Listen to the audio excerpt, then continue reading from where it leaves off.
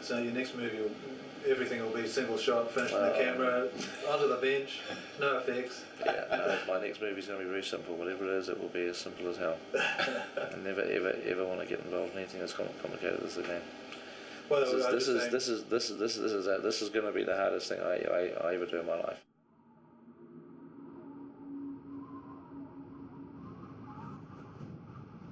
So here we are on the first anniversary of the beginning of filming, 1 year ago today, in the heat of Mount Victoria, and here we are at Deer Park Heights, Queenstown, and as a special treat for the crew who've been so wonderful for this first year, we've bought a new snow machine. We're just testing it at the moment. It's quite amazing. It can actually cover several miles, and just one little machine just blasts the snow out, so it's quite effective. But anyway, we'll turn it off and get back to shooting. Thank you. Turn that snow machine off, everybody, now, please. Come on, back to work. Back to work, come on.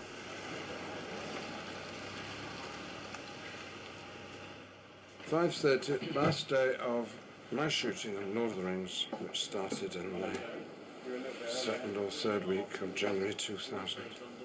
3.5 years ago exactly. And we're in Wellington, capital of New Zealand. It's on the south of the North Island, when the winds can blow. And we came in yesterday thinking it was the last day. Put the makeup on and then was sent home. Same thing may happen today, depending on the weather. I just wanted to let you know that the weather is looking to clear up. And what we may do is go into A stage, start with your shot there, and then move outside once the weather starts to clear away. The day begins at 7 o'clock with breakfast. Nice crispy bacon. Good.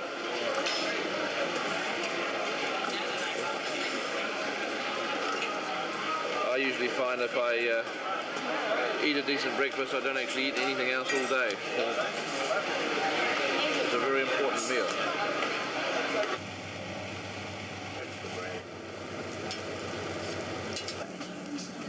Been going since 5 o'clock. That's how long it takes to make 280 pancakes. I think it's probably hitting about 8 degrees. No, it's not. No, it's about 15. Oh, come on. Yep, 15. It's warm in here. It's very warm in here. Because we are hot.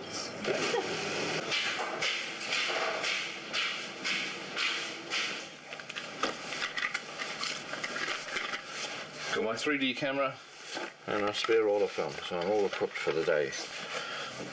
And now we're going to basically go to the stage. Good. Carol is away scheduling, trying to produce some rain-free days for Storica. So I'll be fishing today. Good morning. This is the existing cut. There's Gandalf is up front there. Oh yes. But unless people actually spot him, Yes. they won't even know, because then we go on and we have see, we have Vigo. You're now up front here. Ah, right. We have Vigo. We have Orly. Orly looks around.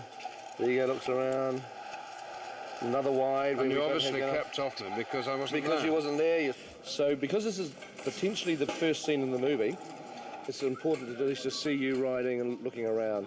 So the sort of shot we want to shoot with you is actually one like that, where you're literally just walking, looking around, a bit ominous, a bit creepy. Oh well, we've got part of a horse. We've got sort of that bit of a horse there. Oh, that old favourite. Right, steady she goes.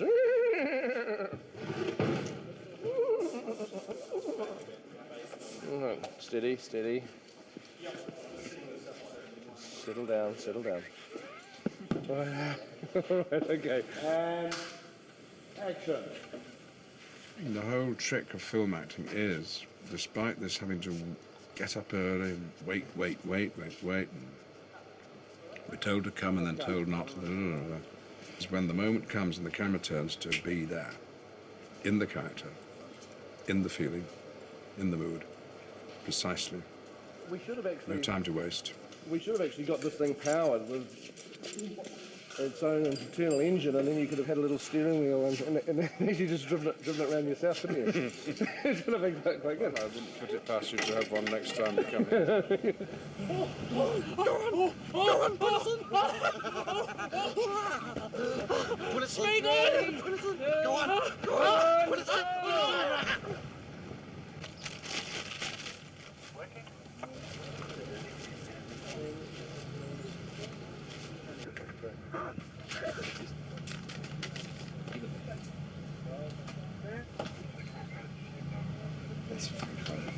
Andy getting on first? Oh, what? Steve in the boat. We've got a couple of weights down the bottom with a carabiner on them, which we're running a wire through, which comes down and goes to my men over there. And on the count of 3, 2, 1, pull, they'll give them a large pull, enough to pull them into the water. All I've got to do is not fall in. A bit jealous, really, not to be doing this. Not quite as trained. And I've heard the eels in there as well. Don't lose it!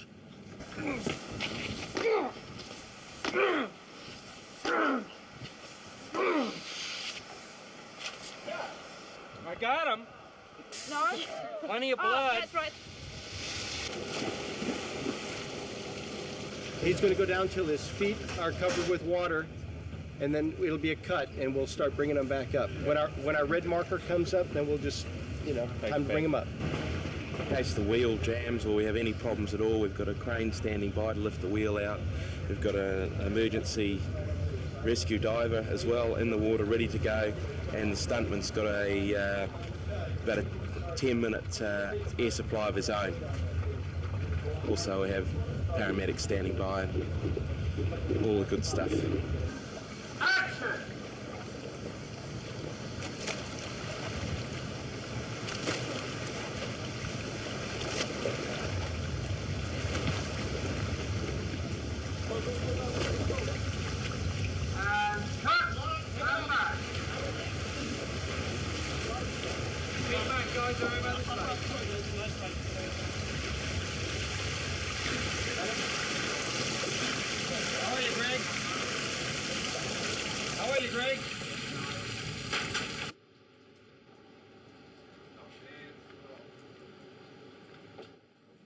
If Christopher Lee hadn't been playing Saruman, we probably would have had the same demise, because it's, it makes sense to have Saruman falling off his tower and landing on something sharp, but the fact that it is Christopher Lee obviously has a significance to us all, and it's quite fun.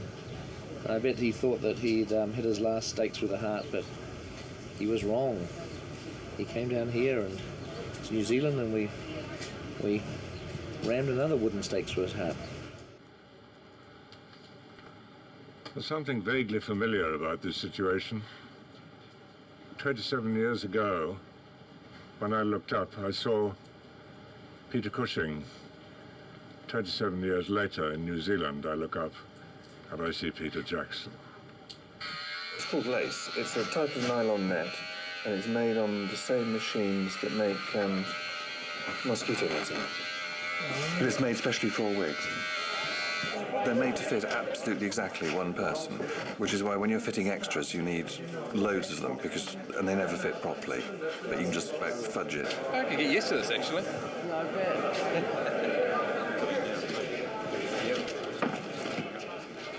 So it's 3 dimensions. Shooting 3D, see? So the 3D photos of the Lord of the Rings set will exist. You get one of those Viewmaster kind of real things. It'd be cool. I just want to look at it. Just one more time. I heard about this thing called the Palantir, which apparently is a magic bowling ball. So I stole it, but my thumbs get caught in it. Pippin's screaming! Pippin's in pain! He's struggling! He stands! He stands, he's struggling, he's in pain, he falls! Go to him, go to him! Aragorn comes in! Aragorn runs across the room, grabs the Palantir!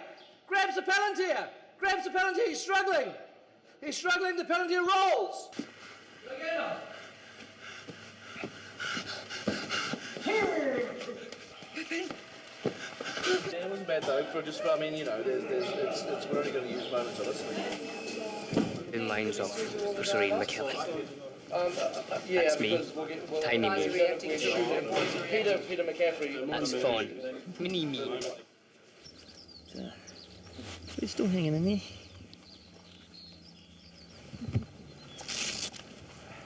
Got him hobbled there. He can't spread his legs out. You got him hobbled. So the leg straps on. What? You dummy. That's my lifeline. That's the speed control, but sometimes it don't work. No, sometimes it definitely don't work. As you could well find out in the next shot.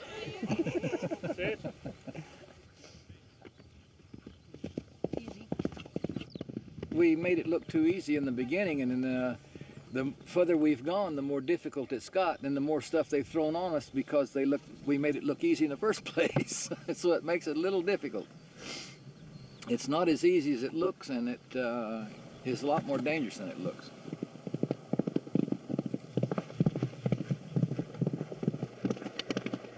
Today we're here in Paulburn in the South Island, about 2 hours from Queenstown, and we're filming with 235 extras and about 30 hero horses or company-owned horses. The extra riders with their horses, they actually stay on site, camping in their horse floats or a tent or caravan, whatever accommodation they can bring with them, basically. What we've laid here is probably the longest track in the Southern Hemisphere. It's approximately 150 metres long. It's taken us, about 3 or 4 hours to lay. It's quite a build. Action! What we did is we took some wire out of the fence, we strung it and strained it so that it took the weight of this very heavy crane and 2 gods.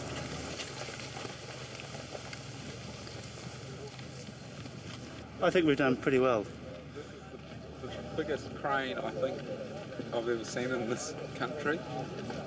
And it's one of the most expensive. The head is as expensive as my house. Now this camera on the blue crane is the king. This will be one of the few opportunities in your life you're allowed to look at the camera.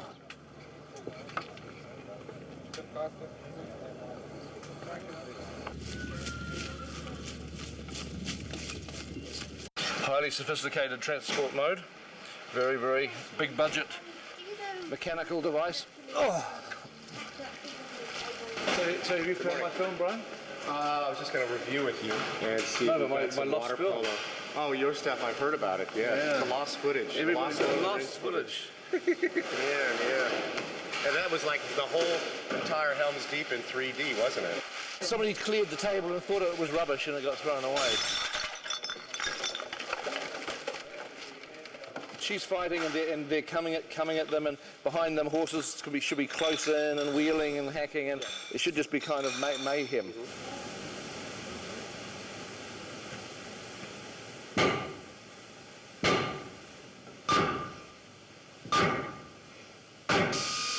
It's interesting seeing the number of different blades I've had to make each shot work. These blades will probably end up getting virtually thrown away at the end of this.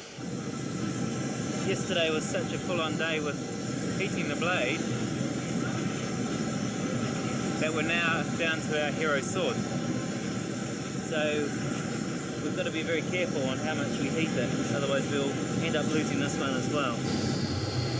Okay, we're ready. Line on and go! And now! Good? When's it going to be together? Well, there he is. Hello?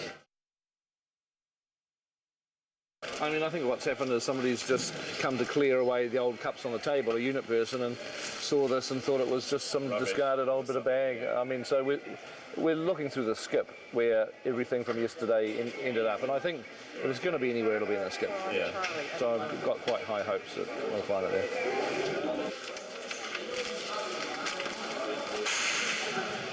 The thing about the basic hero shot would be head in the foreground and then just behind.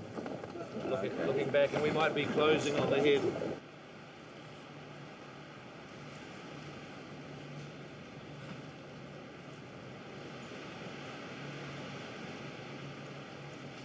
Waiting for the cloud. Waiting for the cloud. Yes. No, it's it can be rather distressing at times like this when you're sitting waiting. Sir Edmund Hillary's about to come down for lunch. Hopefully we're going to get him to sign these books, which Peter's bought for Elijah, Sean and myself. Very, very excited. A gift from Peter Jackson. I think he's read Lord of the Rings like 6 times. Has he? Apparently he's a fan of the books. So I'm going to, if he seems amenable to it, I'm going to see if I can get him to sign it. It'd be amazing. Big childhood hero. I was thinking, okay, what's the first thing I'm going to say to the first man who reached the summit and returned from Everest? And I was, so how was it? The view? How was the view? You know? Oh, pretty good, really. Brilliant, brilliant. Actually, could you mind writing that to Gollum? To Gollum? Yeah. This is oh no, this is the refugee leaving one. That's a different one. You want the army leaving one. Oh my God! I haven't seen that. Oh, you'll have to pay. I've missed it. $9.50. It'll open in two Christmases time. Well, it looks like we've got a problem with the snow machine. The button's jammed and we can't turn it off. It's creating a bit of problem. It's snowing all over Queensland. I think the police are going to come and tell us off. We've got to try and get this machine to shut down.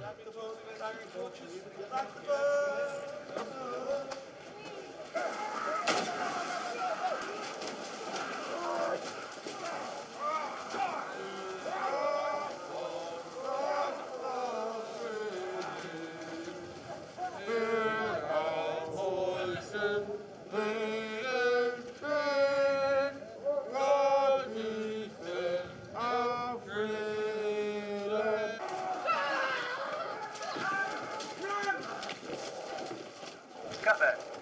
Translate.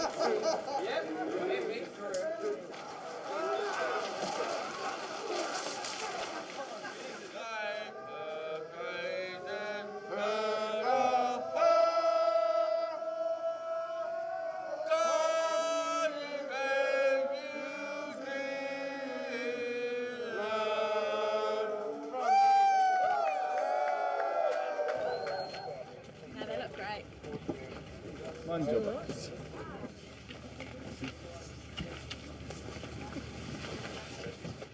Breathe! Breathe!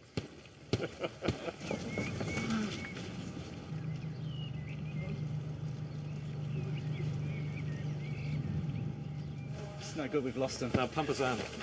Breathe! Breathe!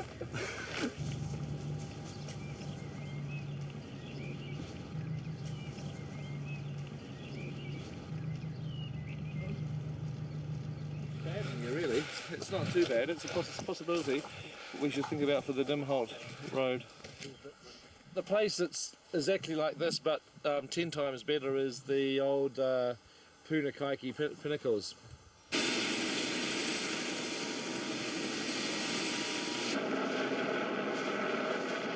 In the absence of the video diarists who were too chicken to come up all the way up the mountain in the choppers, Barry Osborne took command of the video camera, and but unfortunately we were noticing every time the shot was starting to look interesting, his cell phone would ring.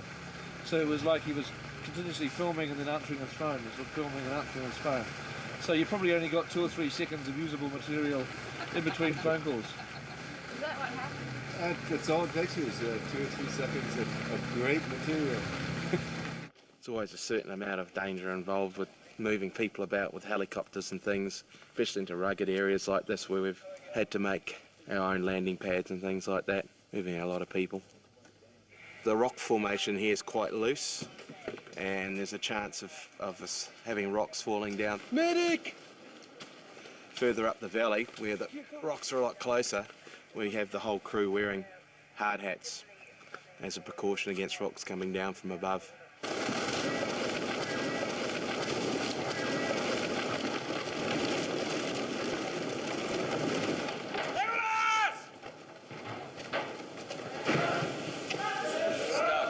Can't make it move. I think they're jammed. Yeah, that was a good one. It's pretty cool. It's pretty cool. There's some ribbits there. take this opportunity just to thank the local cemetery department for providing us with the props today. We promise to have them returned by 8 o'clock tonight. All these skulls are moulded off the skull that Richard has. It's like a human being. It's like somebody lived. Over and over. Somebody lived who had no idea when they were alive that they were going to end up being kind of decorating. Their skull was going to decorate this movie. It's pretty weird because it's like they just made 2,000 copies of the same skull. Skull.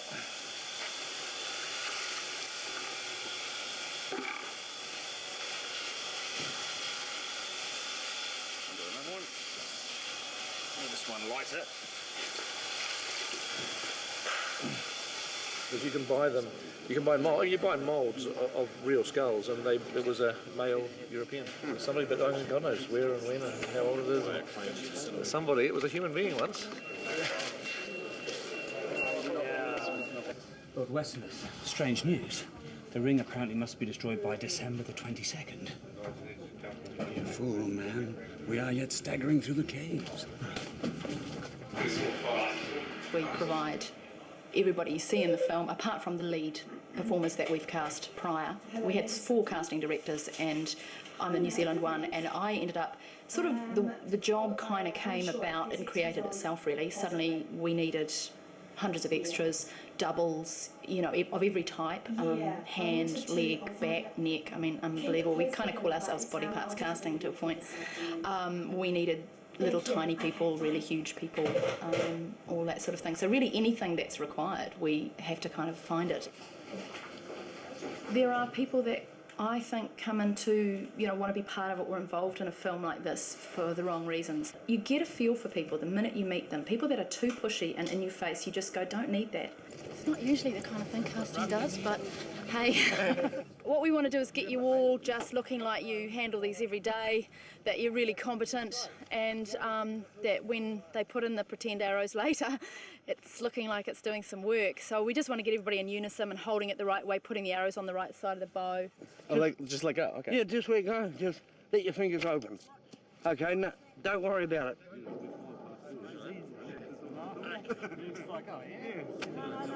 Good. Pull back. Open your fingers, keep pulling. Now that was great. That's great. Do you want to join our club? Okay. Raw! Loose!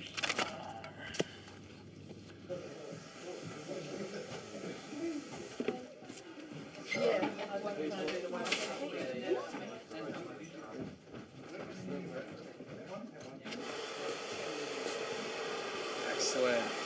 You look great. Oh, I love the drag. Rick's finally got a bit of manly facial hair. He had to have it glued on. You're playing Roger the Cabin Boy. No, you were playing Roger the Cabin Boy. This is Seaman Staines. Over there's Master Bates. This is Pugwash. I've never afforded myself the time to put myself up for a cameo, so finally, with the last few weeks of pickups and the third film to go, I finally took the plunge, and sure enough, I was even late for my fitting this morning because of a deadline change at Miniatures. So, but very glad I've made the effort and got here. Did you get your own trailer? I demanded one, but I never got one. I think you and I are sharing. There's a portaloo out the back that they've decked out. Amazing how you get in the character, isn't it? You really have it. Well, that's right. It was about the time that the dreads were being glued to my beard that the first thoughts of buggery came into my mind. Who are you to deny us passage? Who is he? Who is he? I tell you who he is! Oh, nasty!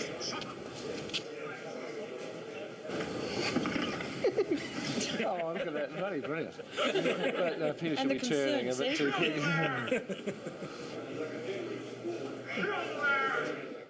We're at the Dry Creek Quarry at Naranga Gorge. No, where are we? Haywards Hill, that's it. Dry Creek Quarry at Haywards Hill. The Minister set.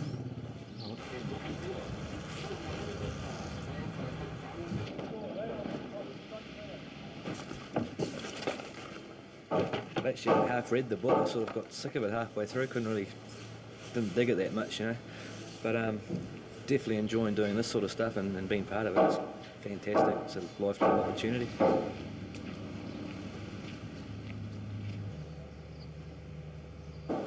Just been such a rapid transformation with all the structures going up one day and then it's been clad, instant polystyrene, stone carvers come along, plasterers, painters, and you've got a building. The next day you've got a city. You know, we're a lot quicker now. The carvers, the sculptors, we were tiny tots when we started. We'd never really done it before, so now they're a whole department of their own, and they just go. Psh. And action!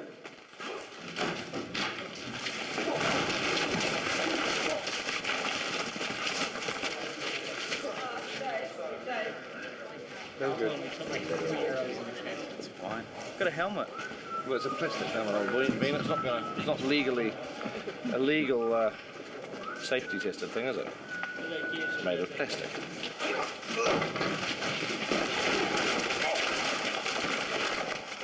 How's your arm strength? Strongest guy we've got. Oh God, Kieran! Jesus, you've been on the bloody. I'll put on the You've muscle been eating not muscle. That's not muscle that I'm picking up there. Jesus, he weighs a ton.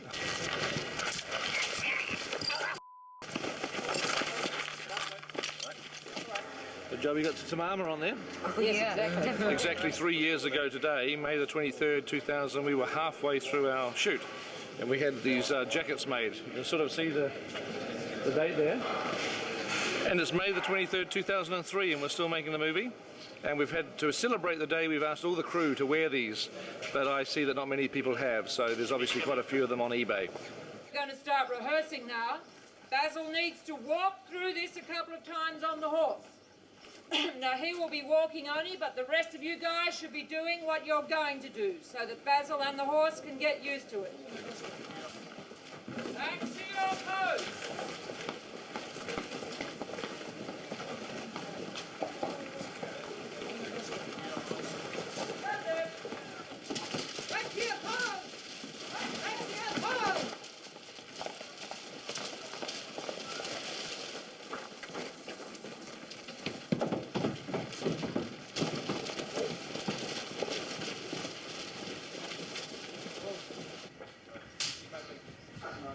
Suddenly these things go flying over. They don't know what these things are. They're like black shapes coming towards them, so they could be rocks. The guys can like put their shields up and these things bounce off their shields, and then it's like boom, they land on the ground and sort of spin on the ground, and we see it's a severed head.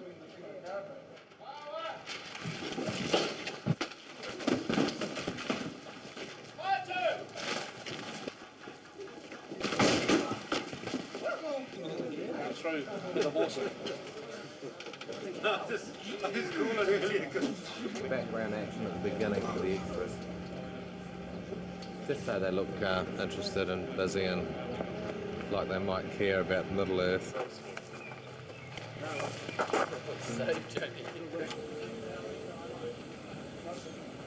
Syrian is having quite a hard time today, even with the sun in. It's like so bright. He's shielding his eyes. I'm trying really hard not to blind him, but I need to get little highlights in there, so it's a bit of a trick. He's just finding the general ambience here really, really bright. And New Zealand light is generally about 3 or 4 stops brighter than any other light in the world, and you get DOPs coming here from overseas and they get their meters out like this and they go.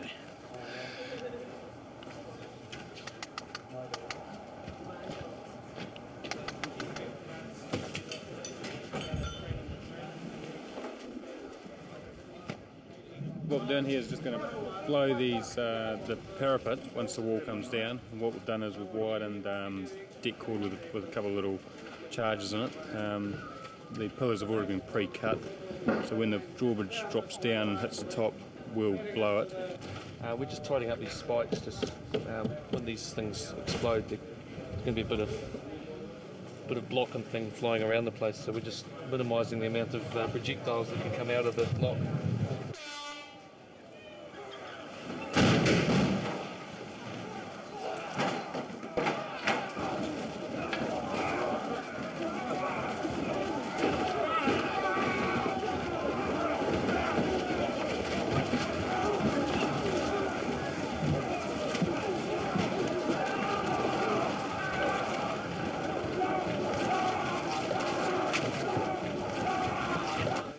not give in to fear.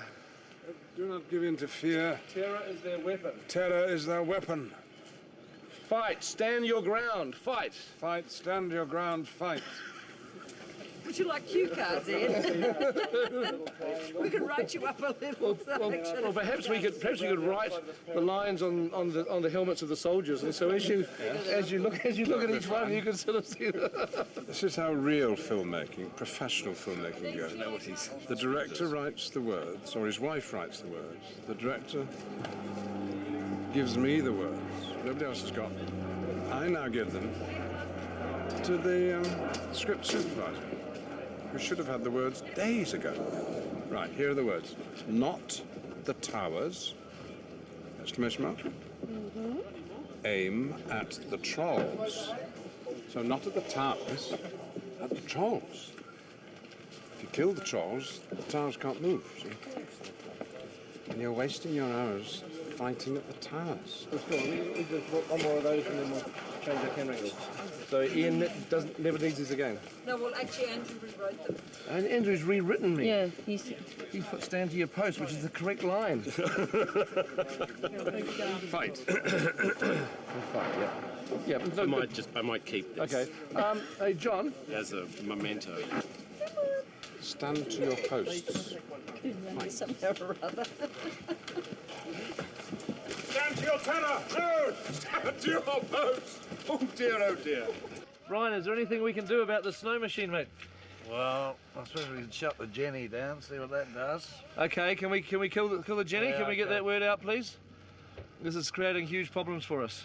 And Brian has got to sort it out. Go, Brian, go. These are not the easiest things to wear. It's quite a technical process getting in, and also, of course, you have to wear the obligatory matching underpants. New technology has arrived. There's no category for this, so we don't know where to put it.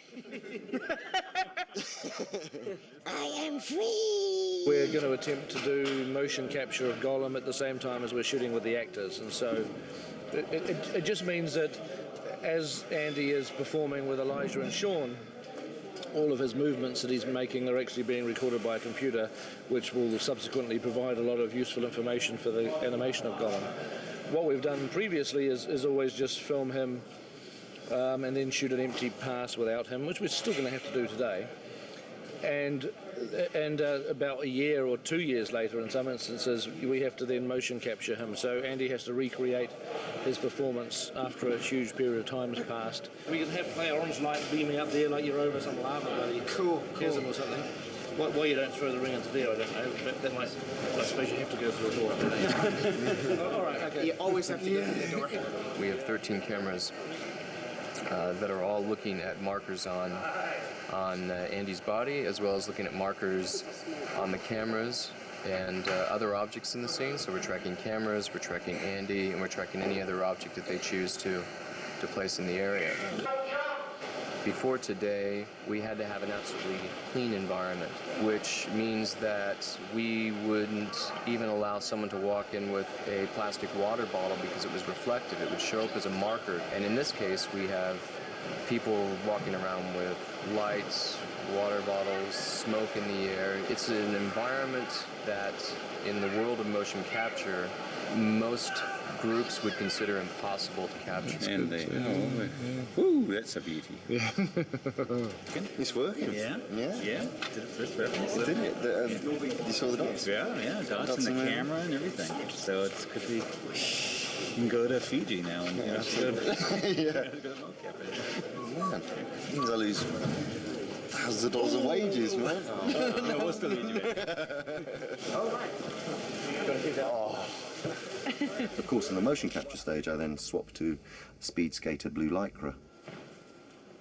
All the acting decisions have really come from my performance. All the psychological, all the moments, all the kind of the humorous moments, and turning the character on his head and becoming nasty, and then becoming, quite sad or whatever. They're driven by what I do. My process! My process!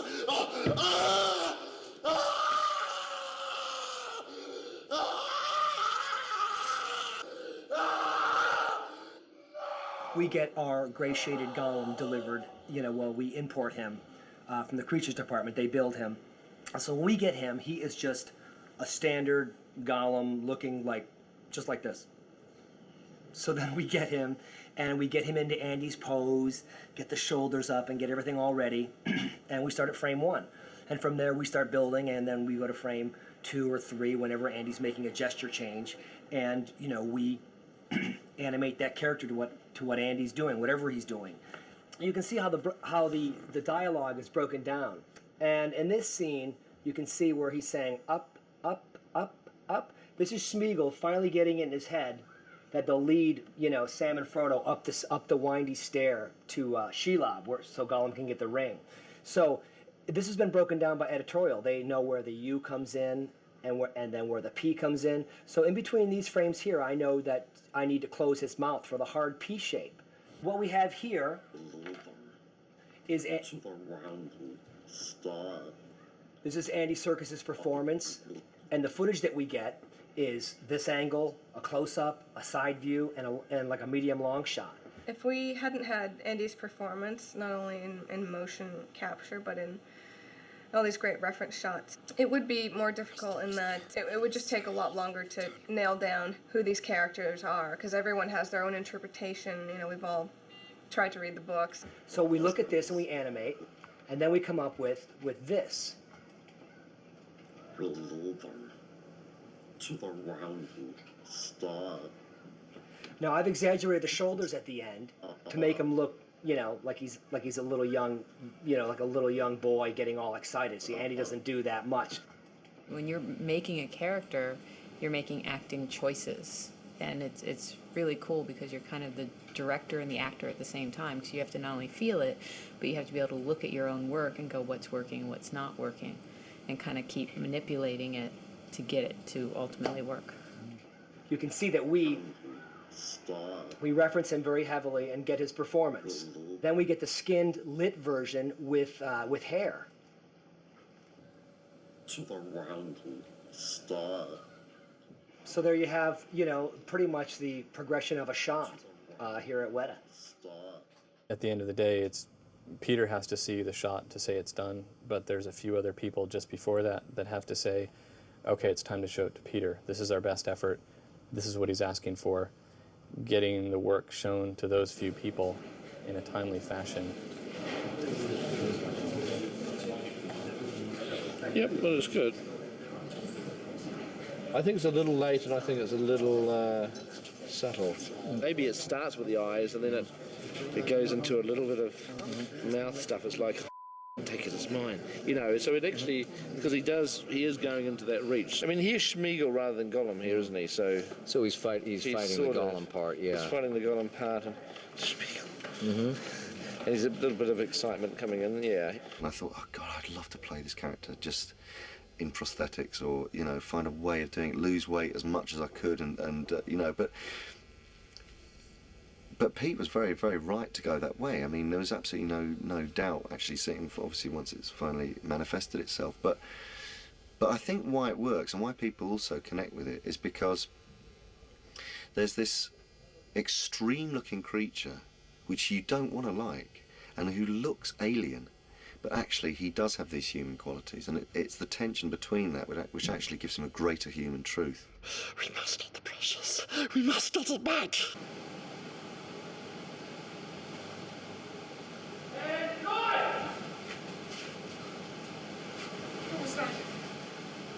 Smeagol! It's a Shelob claw that gets chopped off by Frodo. It's probably enough. Just final gristle. A little bit of it.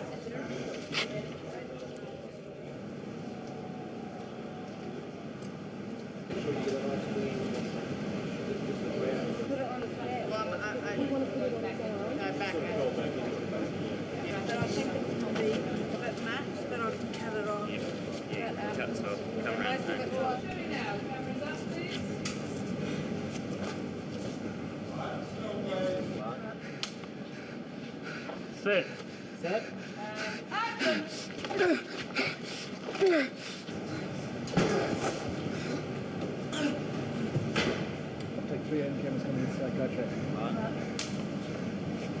Set. Set. Action!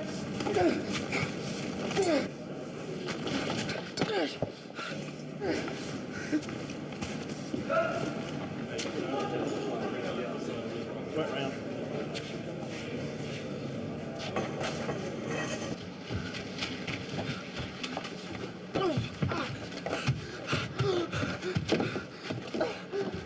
So we get you to the point we're stuck, and all of the web stuff, Elijah, we're shooting today is just going to be tight. Yeah, the web's sort of in this entranceway here.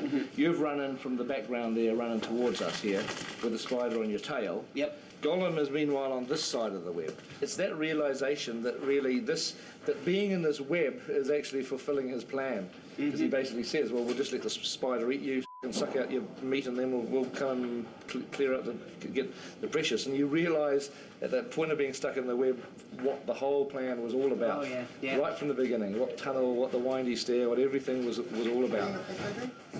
Trouble is, Joe's stuck in there now, so Yeah, we're going to have to do it with Zoe. it's going to take us like 4 Oh, we'll hours just do to a get face her. replacement. Zoe is Frodo. She'll do a If she brilliant doesn't job. get eaten by Shelob in the meantime. So, are we ready for Elijah? I remember these days.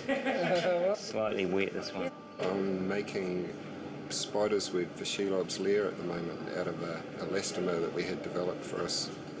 Heat the stuff up and we put it on a water bath and then stretch it out. It's got an enormous amount of stretch.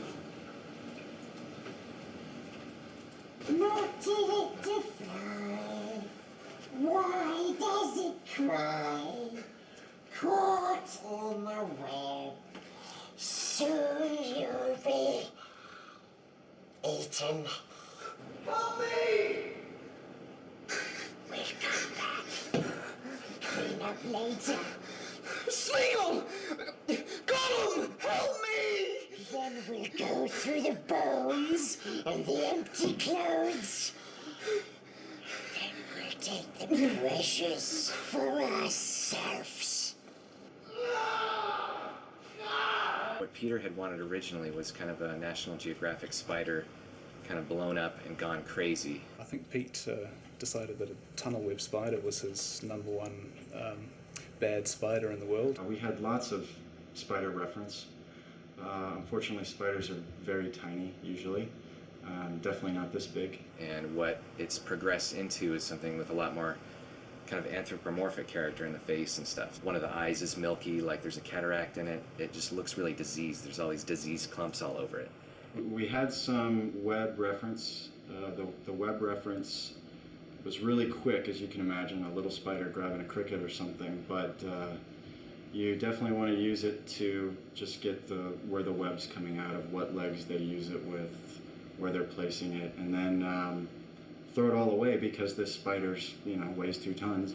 This is a scene where Frodo is struggling through these cliffs, Cirith Ungol, after he's had a showdown with Gollum, and Shelob pops out of a hole and, unbeknownst to him, creeps around and stabs him with her stinger, and he collapses, and she wraps him up in webbing, and then Sam comes along and saves him. Hey, there's a light. Someone's home. This is the shot of Frodo getting spun up in the cocoon, and I'll just scrub through it real quick just to show you what I look at all day. These aren't the nice and beautiful screens that you see in the movie theater, but this is basically what we do. We animate these kind of lower res creatures that are just base, and hand it off to someone else to make them look pretty. One of the rewarding things about the Shelob sequence is that the TDs are working on the shots at the same time the animators are. So we'll do some animation during the day, publish it. The next day, we'll get to see that rendered and lit, and that's really inspiring because you get to see how much the texture adds to her character. Next time we see this, the face will be chattering away. Chattering away. The mouth. Oh, this is not getting the animation? Weta Digital has been going for about 10 years now, and when it first started, there was really only one person, and the managers and the team referred to Weta Digital as the ILM of the South Pacific. That's no joke now. We probably have more processing power than ILM, We've won 2 Oscars in a row, and it's a very exciting time. Looks very agricultural, but in here you have 512 2.2 gigahertz Xeon processors. That's a teraflop of computer processing power. That's larger than the Australian Centre for High Performance Computing. It was built, architected, installed and implemented in the space of 3 weeks. The computer room that we have, our 4th computer room, we're adding another 1,176 processors. That's 7 racks of servers, each rack with 168 processors. Each processor is a 2.8 gigahertz Xeon processor. Intel tell us that we will be the largest Intel HPC site in the world, and we believe in sheer processing power we'll be up there in the top 10. We may even outrank NASA. These basically take the film, run it through the gate here, and capture an image at what's called 2K, which is the working resolution for The Lord of the Rings. That's a big enough image for us to work on, shoot back out the film, and no one really tell that it's come through a digital process. We scan every single frame, and that's not just every single frame of drama, that's every single element for effect shots, which could be in some cases up to 50 layers when there's miniatures involved.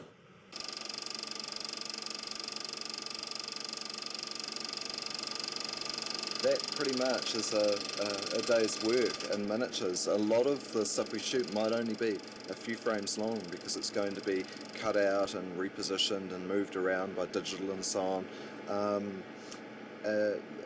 We always get a few comments about the extremely short rolls that we shoot.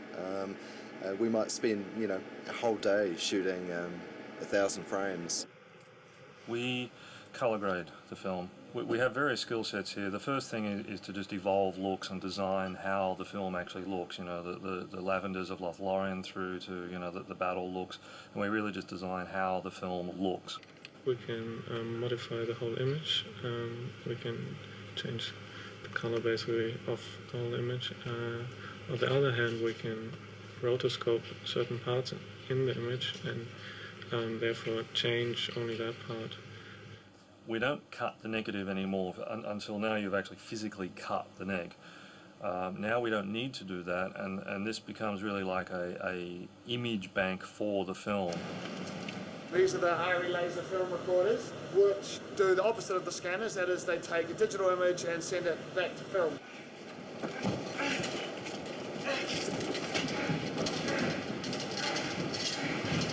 It's good. There's good stuff in there. Good bits. And kick at it! Kick it! Fight it!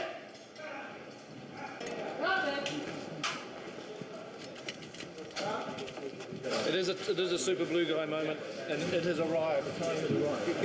Emma, super blue guy moment. Yeah, okay. When you're a low rent superhero who can't even afford a cape, what more do you expect? Can't even afford a bloody insignia. No, he can't afford any embroidery or markings. It's pathetic. It is pathetic.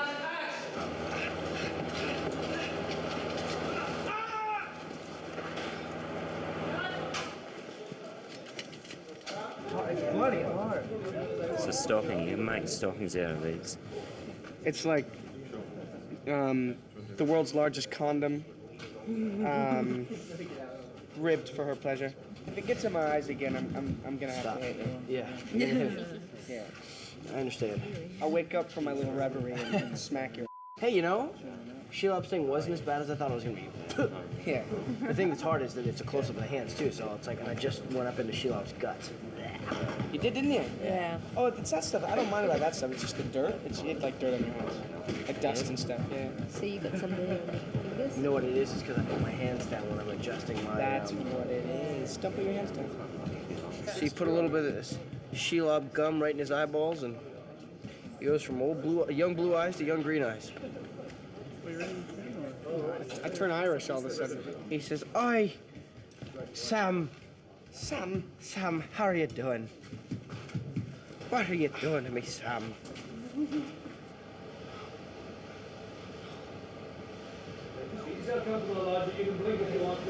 Don't leave me here alone.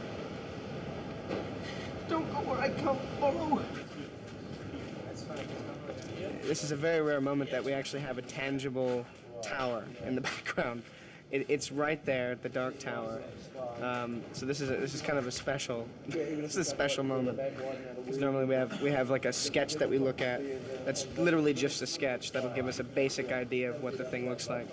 And now we don't have to use our imagination because there it is. It's lovely. We will need to shoot another bit of Elijah in this thing, but won't be for an hour or two. Or after lunch, Cool. we should probably de-rig you, shouldn't we? Sean, just take that look first again, sir.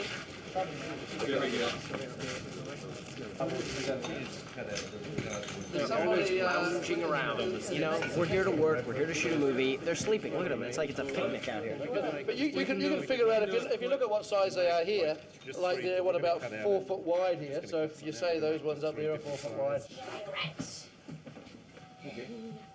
Bit of excitement, makes it all sort of gets the adrenaline rush happening. Once you see yourself in the mirror, suddenly you feel transformed and hopefully a character takes place. We better go and pick him. You start to think, wouldn't like to meet him in a dark alley, and suddenly you realise it's yourself you wouldn't like to meet in a dark alley. You can hold up the shirt, don't hold it up too obviously, but let us see a little bit of this collar part of it, you know. Could we have a hard hat? Hugh Hefner's bed. Well, he's straddling the hole. Lands is straddling the hole. Landy's going to stomp on him and force him straight down on the mat.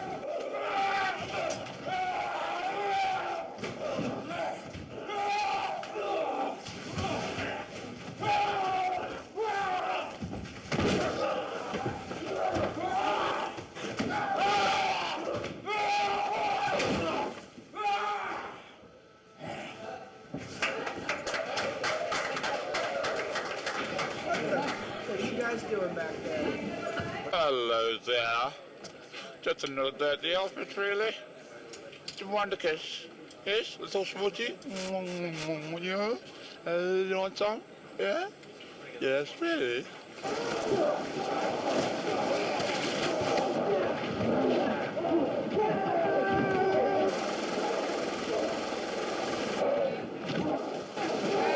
See if there's anywhere that you can... He wants me to run across the top of that bridge up there. How do I get up there? Walk around. If you can do it, I can do it. Sorry? What? If you can do it, I can do it. He's learned from the great school of leadership that he won't ask anybody to do something that he's not willing to do. So, if he does it, I gotta do it. Correct, man. Sit. And action! This is my favorite set. I think this is the coolest set. I love the stairs. It reminds me of those great old Hollywood movies, you know, Errol Flynn and swashbuckling stuff and coming up the stairs and Three Musketeers. I love it.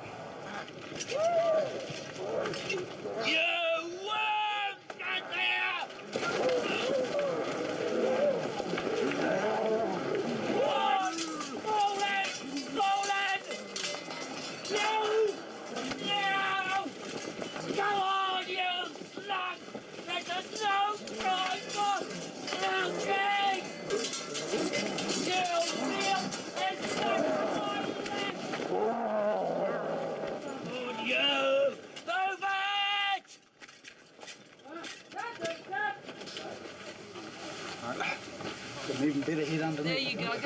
One of the things that's a bit weird is the scale of the hobbits. Now, orcs are not huge, so I'm not so worried about that, but when Elijah stands up, he's standing up on this bank here, and he looks really enormous. So I feel like in this Gulliver after a while. This model is for the wide shot of Minas Tirith, and it's to be used in conjunction with large 12th and 8th scale sections, which will be tied in with specific parts of the action.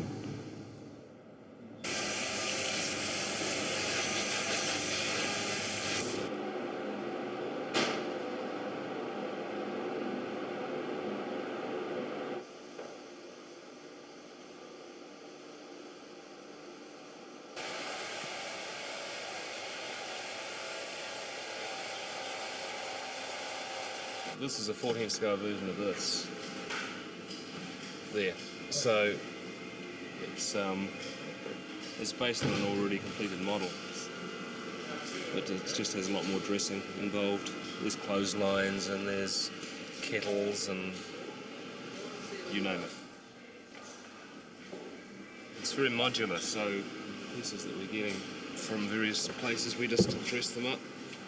Of course, it'll all be dressed to camera after we're finished, so most of the detail work goes in there.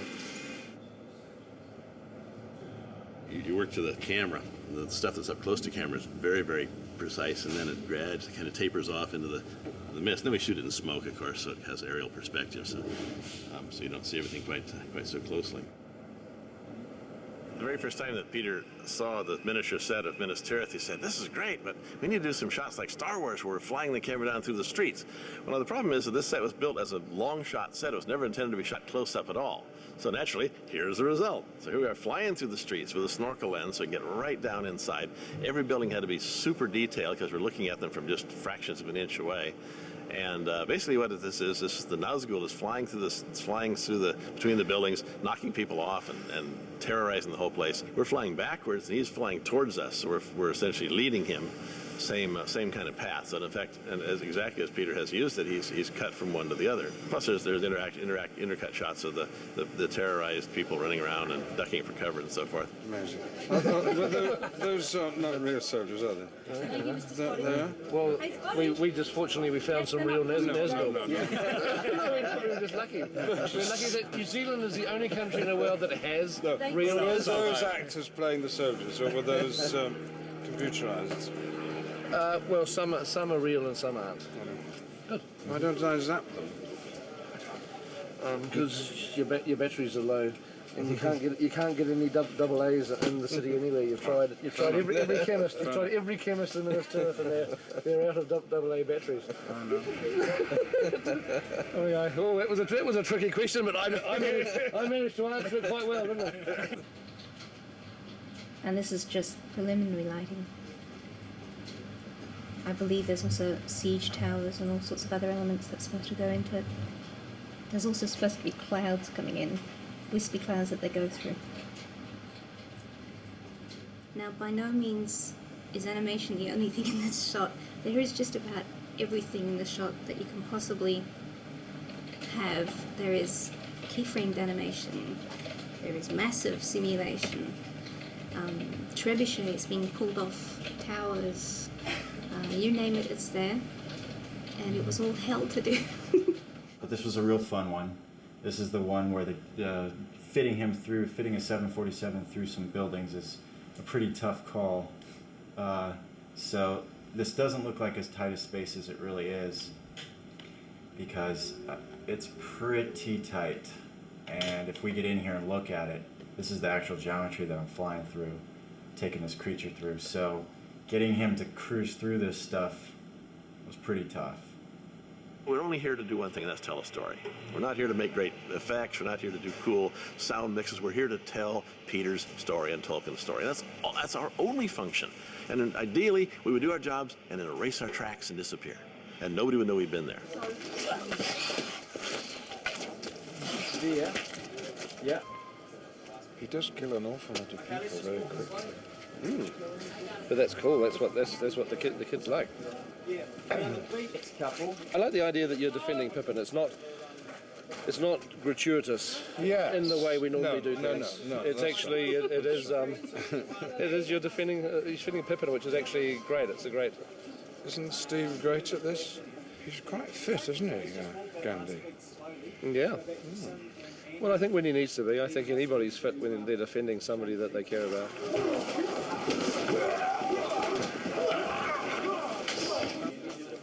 Matrix. Excuse me. So, Moo, what Ian was suggesting is to sell the moment between you two at the end. Yep. That basically you come and get stabbed, right? Yep. And then at that point you make a dreadful roar. You hear the noise. You hear him, and you turn. You're tired, but you turn. You're going to attack him, and at that point you just fall. Because the timing's quite important, because you've got to go to attack and you fall down dead, and before you see the Hobbit, you sort of. You don't quite know. You just stare at him and you look at your weapons. It's like, what the hell happened? And action!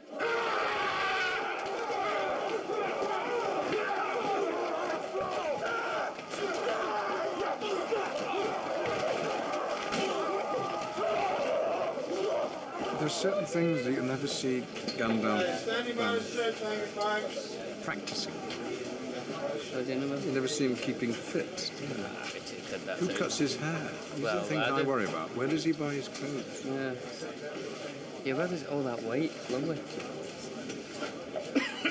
And who washes it for him? Who washes that lovely hair for him? I never see him Well, down the pool. I mean, Bill Wiggles, baby. wouldn't it? Well, I should think. The elf. He knows a thing or two about blonde hair.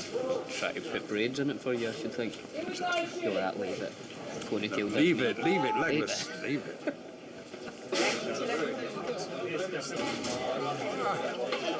It was great. Good stuff. This last take.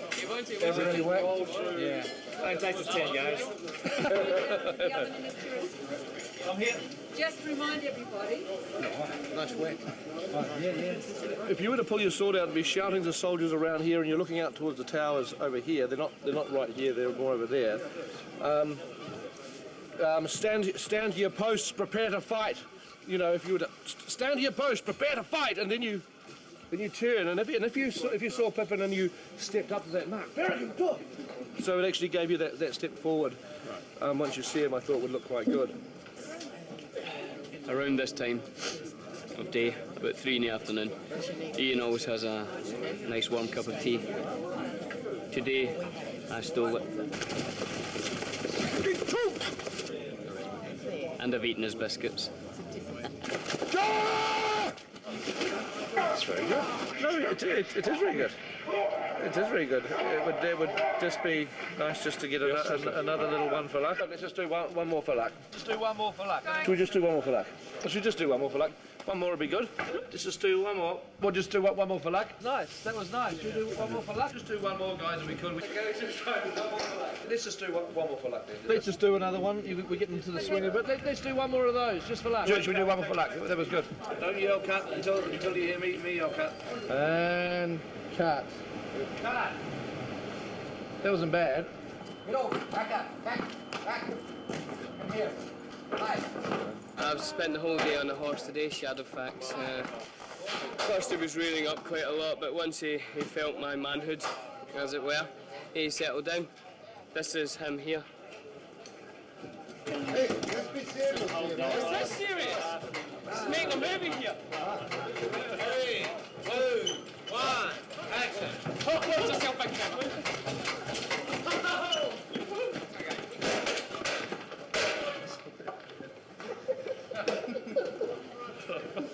I think he's broke a leg. Shoot the bastard. As you can see, I've removed his legs and head because he was misbehaving. Anyway, shows you the kind of person I am. Goodbye.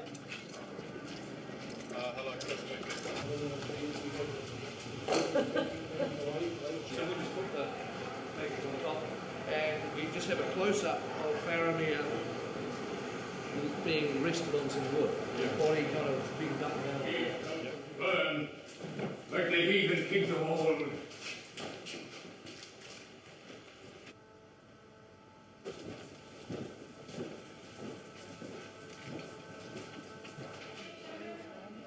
Today I'm operating myself. Well, I'm operating Pippin, who is fawn today. And it's great fun. A strange thing they don't know, but a flick of a switch, and I can actually make Fawn take off. What's this? Whoa, and there she goes. What a cracker. And whoa! Watch yourself there, Peter. Nice piece of flying. The only thing is landing. Not so good at that. Here she comes. Oh! Sorry, Fawn. Did you notice the Fawn's face moving there? There was some fantastic face movement. Right, okay. I think the operator was very good. I wonder who it was. I wonder who it was. We should get you wired up, you see, with electrodes so you can move. Yeah, I could do it myself. I'm drunk again, I'm afraid, Eric. Oh, I'm so sorry, Bill. Point me to the camera. Right this way, sir. Look down there. There's the Begin your line. Thank you. Excellent. Ready when you are. Jump the bloody line. What's that for me? Was just switching. What's wrong? See you in my trailer in 10 minutes.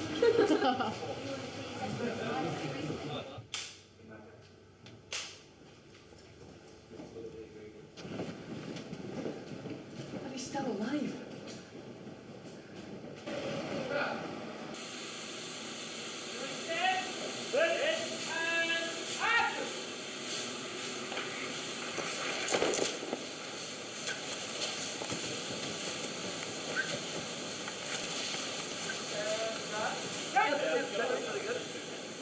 That was very exciting.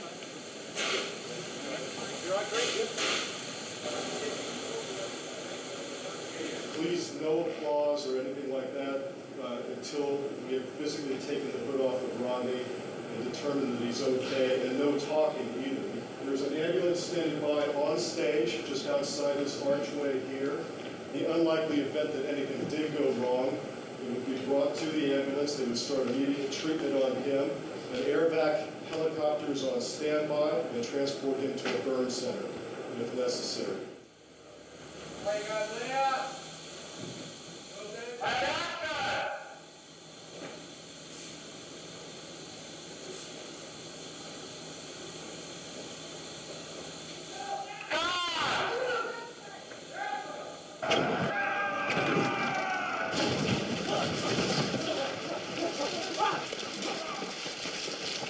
So here we are, flat out at the Health and Safety Department. I'm in a very good watching position to watch these flaming balls come flying in towards my direction. So, and I've got CO2 here just in case.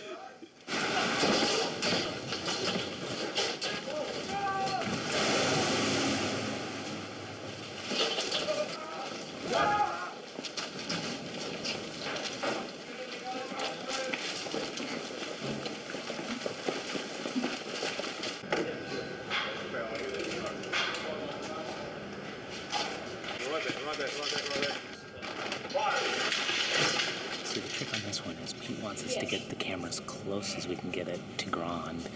The camera guys are a little worried because we don't want to like smash the lens with the elbow of ground. So but I'll be fighting to get it closer and closer, and they'll be pushing me back. So it'll be a nice tug of war here. We'll just bounce the camera out of the way harmlessly. Yep.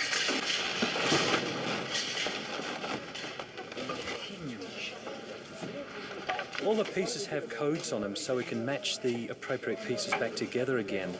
All the front hero stuff will match reasonably well, but all the mass in the back, it doesn't matter. It's debris by the time we see it.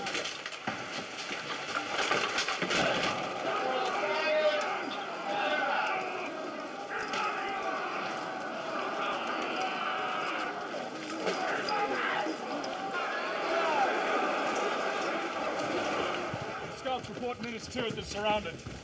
The low level is in flames. Everywhere the legions of the enemy advance. What is it about white and grey horses that they need? What is it? Every white and grey horse in this film needs a buddy. Yeah. They're neurotic animals. They're like the worst possible film star who has an entourage going around with them and they can't function without them. Please. Start your line at the bottom of the hill, Carl, just when you're going through the swamp here. Scouts report Minas Tirith is surrounded. The low level is in flames. Everywhere the enemy advance. Instead of looking like that, just kind of look at it. And then come up for when she says, well, I've done my immortal pieces of work earlier on this morning, and now it's just down to the guy with the spiky things coming out of the back of his head to impersonate me as best he can. Looks like me, doesn't it? It's hard to kind of work out if they do look like you, because I think Billy's looks really like him, and Elijah's and Sean Astin's, but I can't. Excuse me, I can't see me. But Billy's the same. Billy can't see that he looks just like his mask. So I'm sure it probably does look like me, but it's quite scary to see all your kind of bad things about your face right in front of you.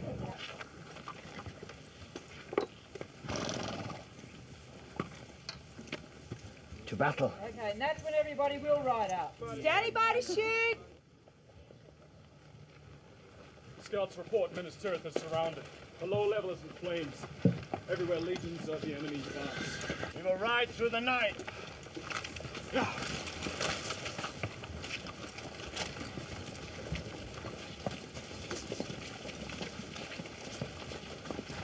To battle.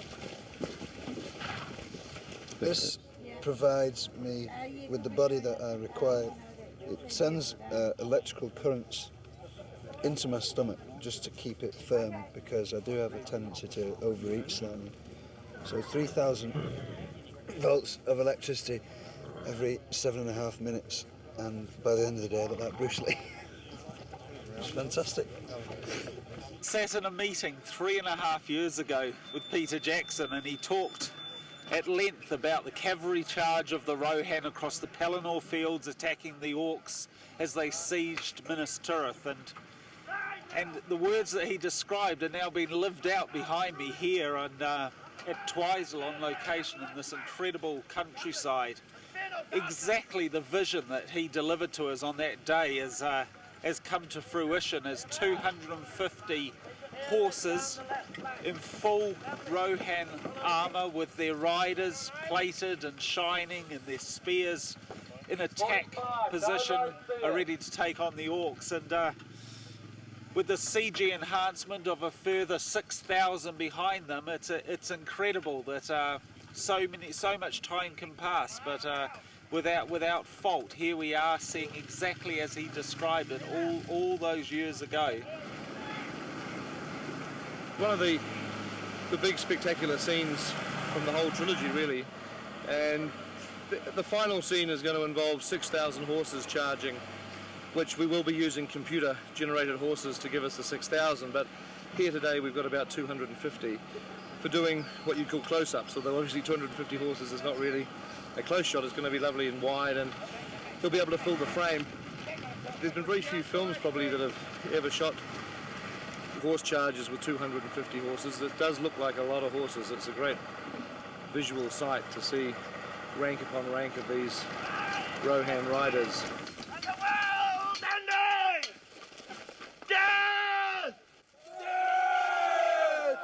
It was probably 3 or 4 years ago that Richard Taylor and I were talking about how many Rohan costumes he should build, and I said, well, let's make 250 because I'd love to get 250 riders on horses.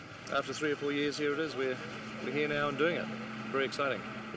Ride now! Ride for ruin! And the world's ending! Death! Death! Death! All citrons should be built like this.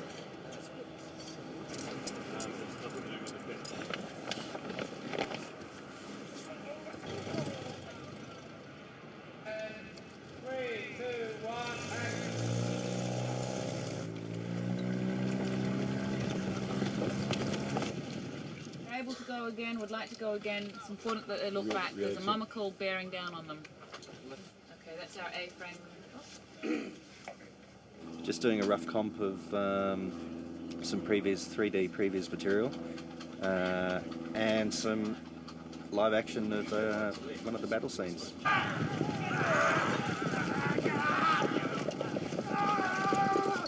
To create Pelennor Fields, we started really early on with Alan Lee, and Alan came in and we sat and actually created the 3D environment for Pelennor Fields. We started with Minas Tirith being the origin, and built up the mountains right behind Pelennor, or right behind Minas Tirith, which were the White Mountains. Out from the White Mountains were Pelennor Fields themselves, which is about 6K of just flat field. It seems like a real place to me now because we've spent so much time in that area. I could probably map out the whole area, and if I was to drop there, I think it's upwards of around 400 shots. So it's a movie in itself as far as effects go. So 400 shots is as many shots as most movies have these days. At this size, it doesn't look like much, but then once you get everything shaded with secondary dynamics and it's up on the big screen, you can pick out that each of the horses are moving as individuals, but also as a group. To give you a sense of scale, there are probably 10 times more massive agents in this shot than there were at Helm's Deep. Well, lift it. Ready? Look how strong we are. Poor bugger. You can't flog it. Well, you can if you want to go and flog that dead horse. You can.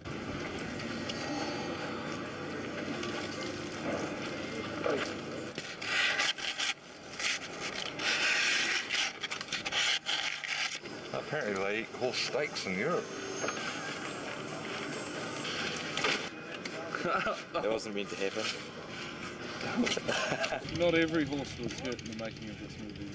Well, that's right. Obviously, we didn't want to hurt any horses or performers. This one was a badly trained one. It wasn't even hurt. Didn't feel a thing. Peter wanted, just grueling, nasty, horrible deaths from these things where they're, face planting and, tumbling over each other.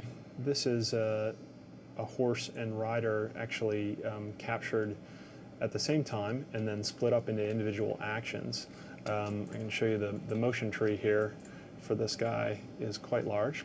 These controls a different aspect of the horse's behavior. You do get instances where maybe some of the riders are a little bit more adept at riding the horses than others, which is pretty realistic. Normally we have a performer wear a lycra suit, which we Velcro the little reflective markers on. That was a lot of lycra and a lot of suits to build, so we went to workshop and talked to Gino Acevedo and said, well, what's the strongest glue you've got? We're able to adhere the markers right into the hair of the horses, and we were able to just soap them down every night and clear them up and then back on the next day. The horses we had dictated a lot what we were able to achieve as well. Luckily we had some, a great rearing horse. We had a horse that we could put down and get back up again. We had the motion edit team work on those and fine-tune them so that contact was happening and so that orcs are getting trampled and so that the timing and the contact is actually working, because obviously we didn't really want to trample over the stunties. All of these are individual actions, and then they're transitioning between each other. So I can go to a canter, or a stop.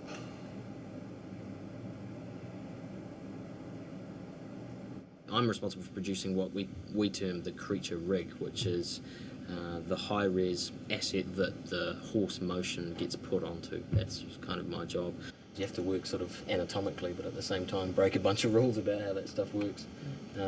You're working with surfaces that hook up and behave like normal muscles, so you have to anticipate where those things are going to bulge under the skin and how they react to world forces. Here's the sequence in a fairly rudimentary form, and what I'm working on here is just getting the riders and horses here looking correct in space and matching with the camera. I've put in the first layer of arrows volleying down, and after that I'll go ahead and render it, still with just very simple shaders, just to get an idea of how the riders are looking with motion blur and also the arrows.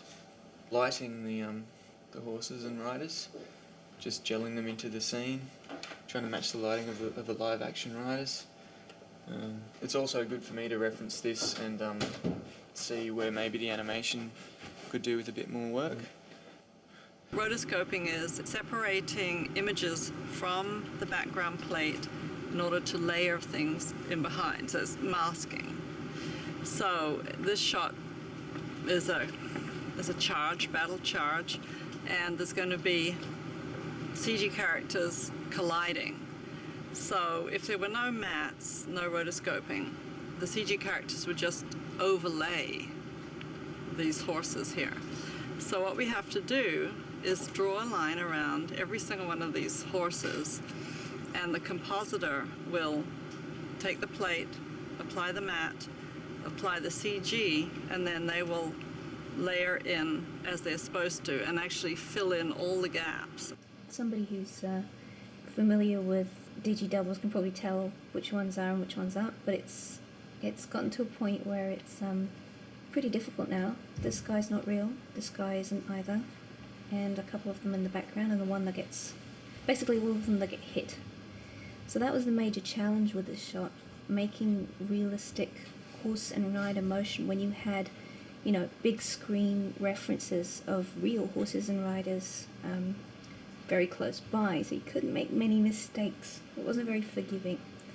animation has done a really good job of making those look pretty nasty. The keyframe animation on film 2 was amazing, but this took it to a whole nother level. Hopefully, in the end, it'll be difficult to tell where, you know, the line between our real horses and the digital ones ends, but I guess when you look at it in those terms, the bottom line is if it's a horse that's getting killed, then it's a digital one, because we've tried to avoid, obviously, hurting any real horses. We've squeezed everyone's pets, every animal at every zoo we can possibly find, and voila. The Mummikill charge was the next big challenge for us. In this movie, they really come in. They're a big part of the Pelennor battle. There's 21 Mummikills. Every time I've storyboarded for Peter, there's always been something in the movies. There's always been something that I've had to storyboard, even right back on Braindead, especially back on Braindead. But there's always been something that I've just thought, oh man, that is going too far. And generally, it's the thing people who talk about the films love. The idea here was to seamlessly blend between our real Legolas and digital Legolas, which happens about right here, just before he mounts the tusk. And so, we had to be quite careful in matching textures and getting the shaders to behave exactly as Orlando's costume behaved. We have plates where we photograph Orlando Bloom against a blue screen, and he has to do impossible things that you could never have a real actor do. The idea here is Legolas is supposed to be standing on the front leg of a Mummikill, jumping to the back leg of a Mummikill. We're trying to figure out how we can get this to work. And this is what we ended up with. So you can see it's quite a bit different. Really, the only thing we preserved from the blue screen was a few frames of Legolas's face, which we attached to the digital actor in a few key places, and the rest of it was reanimated entirely. Because the sandbags that Legolas is climbing onto is static, Legolas is sort of just in his mind trying to sort of mimic what the Mummikill would be doing, sort of changing weight and that sort of thing. And then with what Legolas is doing, I've got to try and animate the Mummikill to make it look as though it's the Mummikill pushing around Legolas, not Legolas sort of just acting on his own to some sort of timing reference. There's a few artists here that are particularly good at that sort of morphing technique. And what we've done is we've tried to match our CG Legolas as closely as we can to the physical Legolas that was photographed against the blue screen.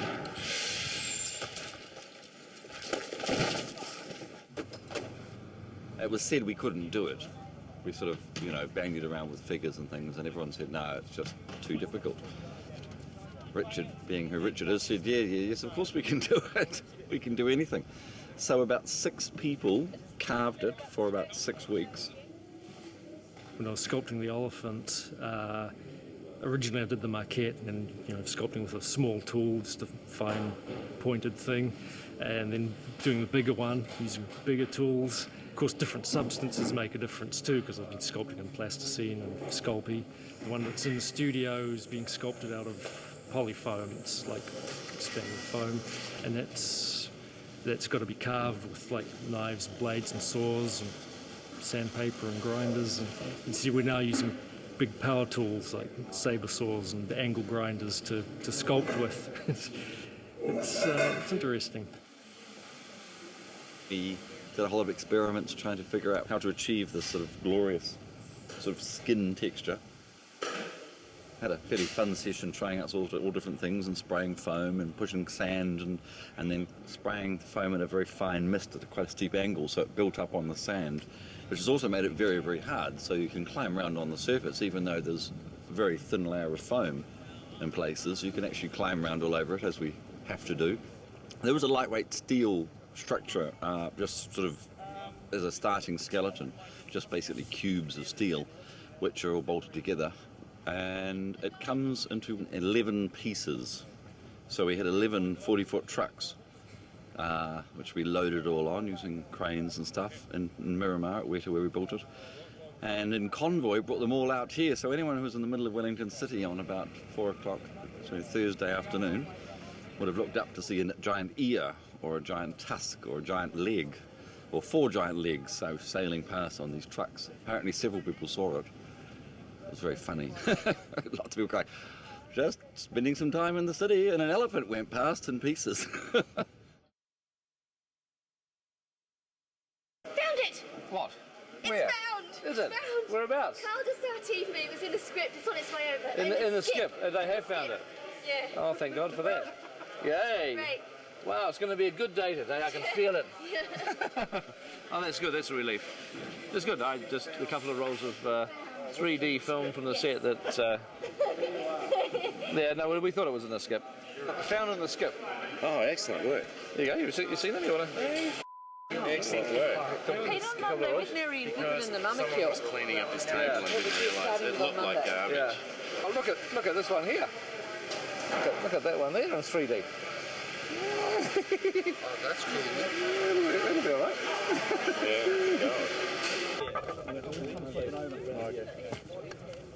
Yeah, Deep. Lower the leg. Do you want to be on the helmet lying at any particular angle, Peter? Do I land first and the horse lands on top of me? Is that the idea? Well, you and the horse are going to cartwheel, and I think at some point you separate.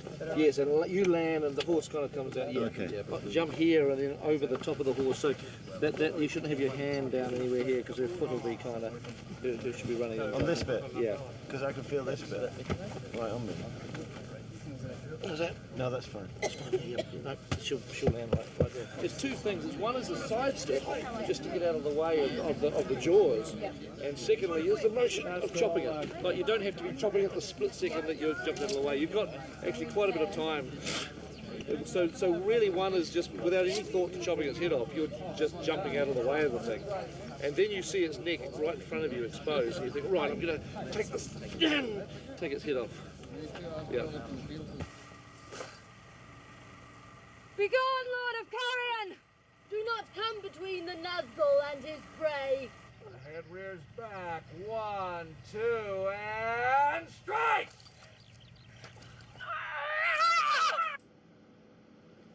The way Pete works with animation is very much like the way he works with live action.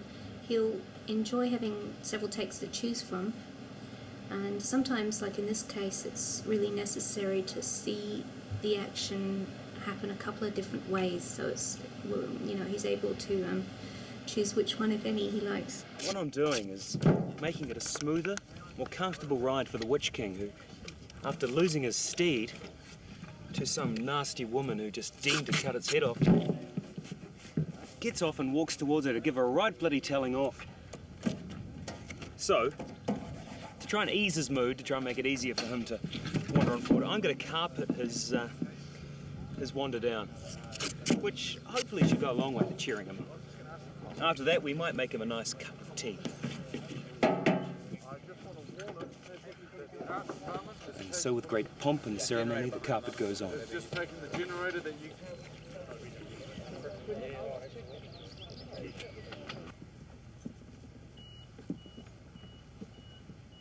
Lawrence?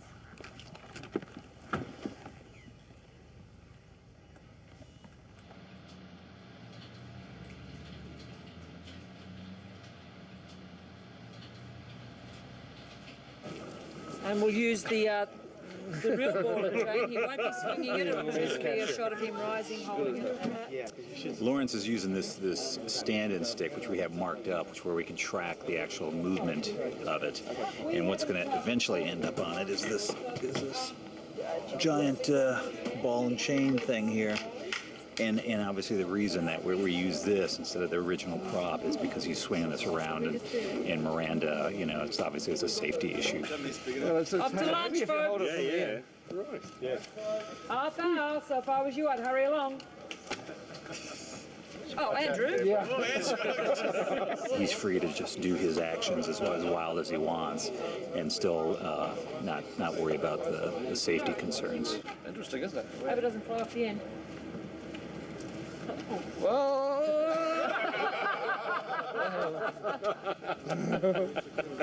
Bad news. You see, it's a cheat provided by the lovely Joe, Let's just stick it on, shall we? who helps me in many ways. And action!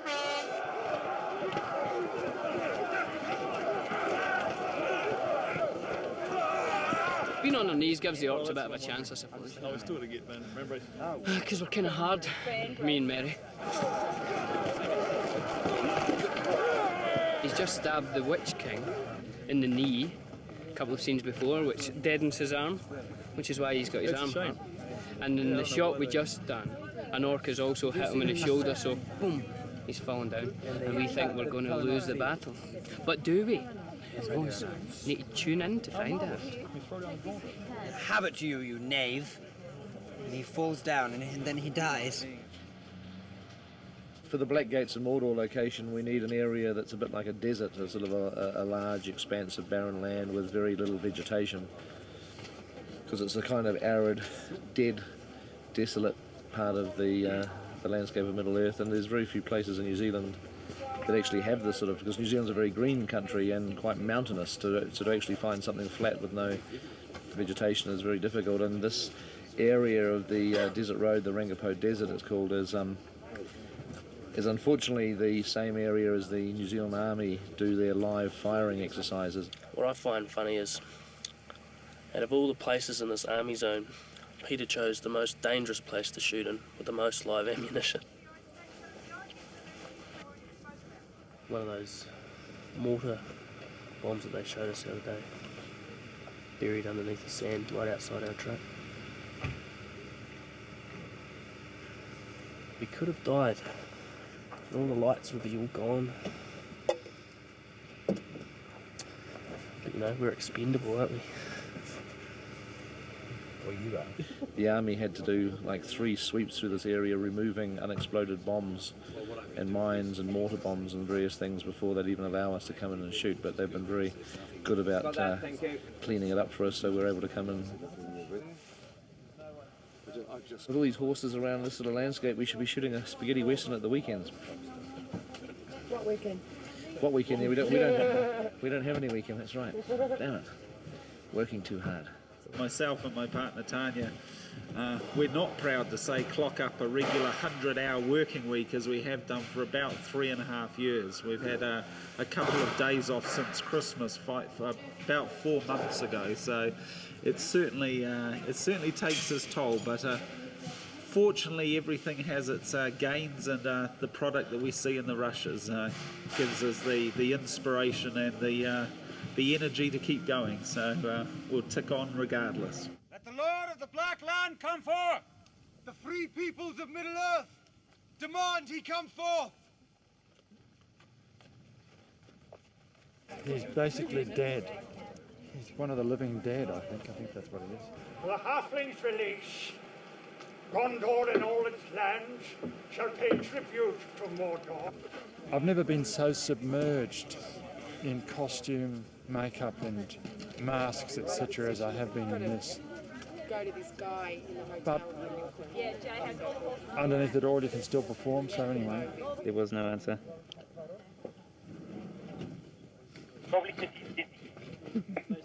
No joke. It's because we're operating 2 sets today, so the other sword that was specially made for this gag has had to go to the other set. If things come off, we won't have to cut it. Hopefully you will not cut this to us cutting it.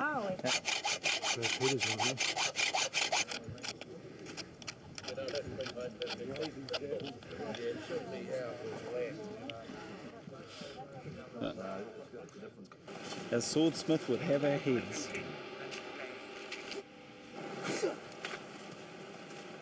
Next. Today is Weta's biggest day for the armoury department. We've got 350 extras dressed in full plate armour and carrying weapons, and it's a big day, but it's going surprisingly well and everyone's coping with it, and it's a good sign for the future. Where do you want our slaughtered?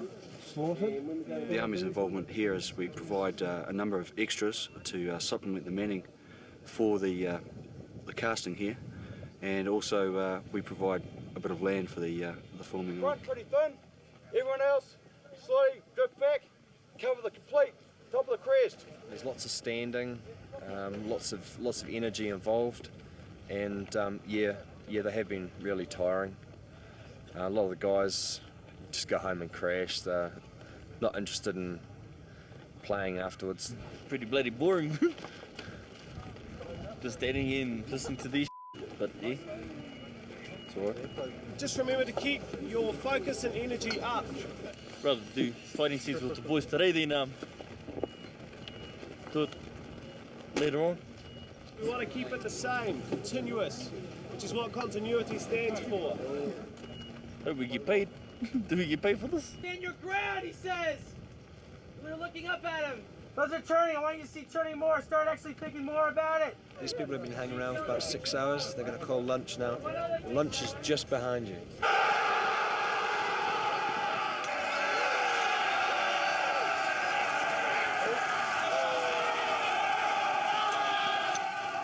This is chaos, organised chaos.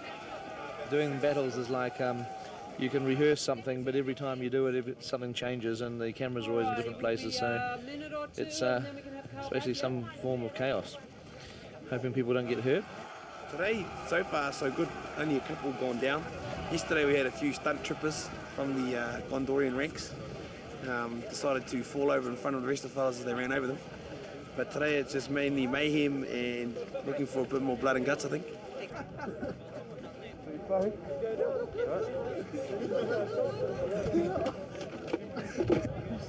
Glad you find it funny.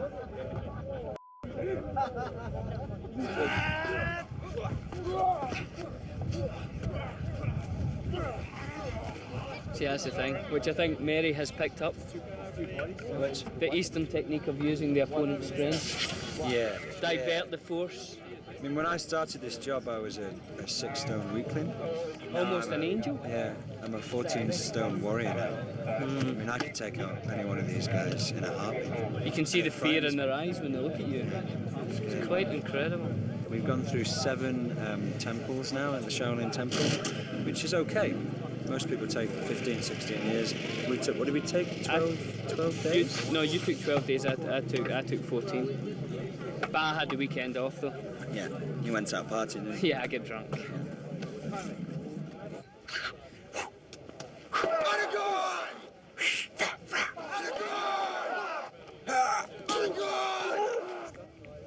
You're working with stuntmen who you don't want to injure, so you've got to be composed and controlled. And so that, you want to get the moves in right. You want to sell it to the camera. You want it to be real, and you want to show the strength that the character has in that situation and the skill that he has.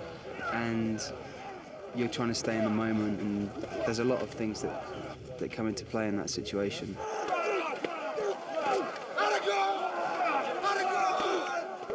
Just in case he takes a stray blow, they're padding up as well because they're getting right in amongst the action. Andrew, you forgot to take your skateboard helmet off at lunchtime. Whoops. After your skateboarding finished, you just forgot to take the gear off. Has it saved you at all from... Absolutely. From serious plastic surgery. So you've taken a few knocks. Well, I think some serious plastic surgery wouldn't actually go amiss, to be quite honest. Don't actually hit his arm, because what you should do is just slice past it, because then we can just chop it off. Because if your sword blade actually stops, we kind of can't do the follow through on the computer.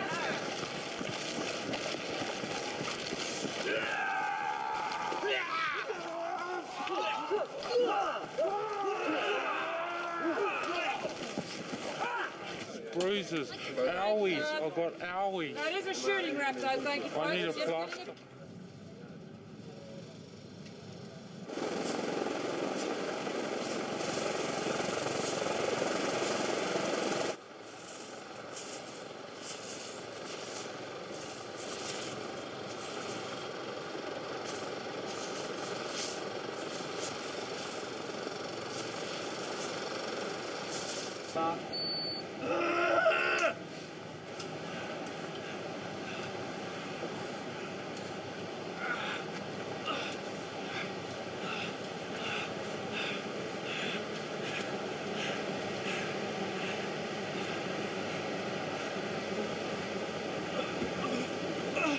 When on top of a volcano performing stunts, it accesses a different part of the cerebral cortex and the gluteus maximus.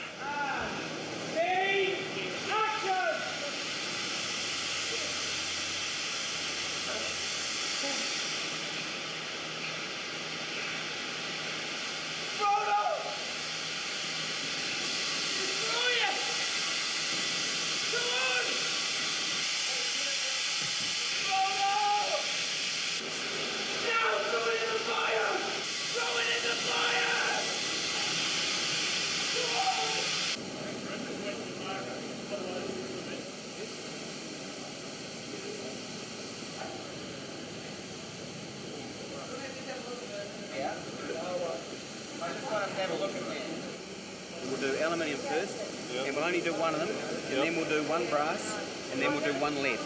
We do a bit of scraping. Yeah. So we'll do the aluminium one first. Action. Now. Yes.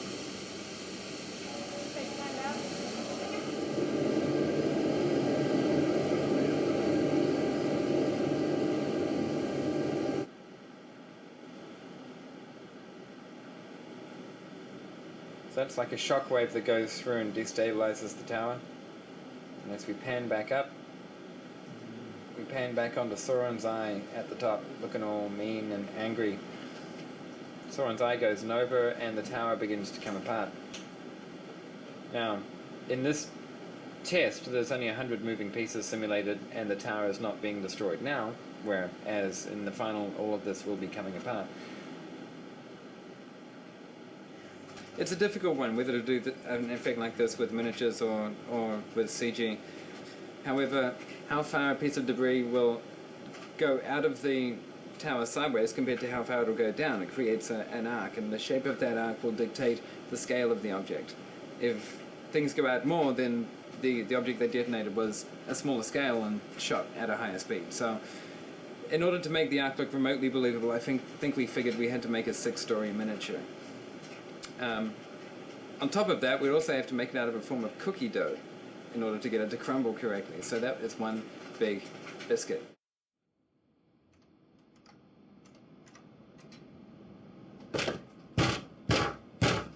A few things have changed since last time we talked.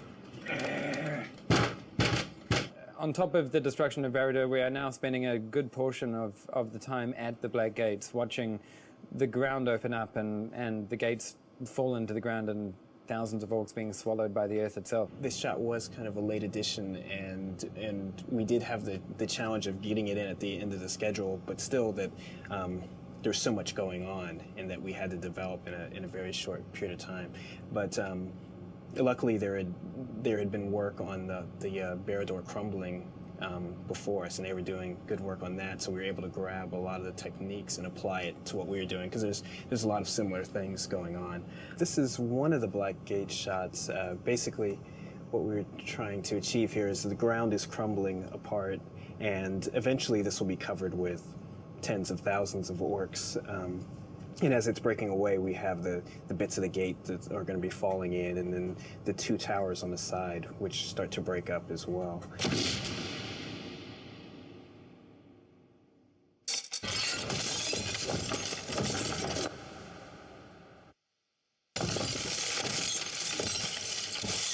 Our first version of this was a big stone crashing, big stone crumbling, and that sort of thing, because the tower's evidently made of possibly of obsidian or rock. So our first obvious choice was to do it with crumbling stones, which sounds pretty good, but Peter thought it would be really good to have it sound different than you would expect. He likes to do those little twists. So he thought it'd be cool to have it sound like glass breaking. So we went in the record room and just ground up a bunch of glass and some ceramic tiles and things like that. There's going to be a bit of an issue of trying to make the whole tower sound big and made of glass. So I've added some glacier bangs, some actual glaciers breaking, So you got a mixture of like sort of an ice element and the glass, and the glaciers make it sound heavy. But there'll probably be quite a few other elements added throughout here to try to make it sound like it's got the scale.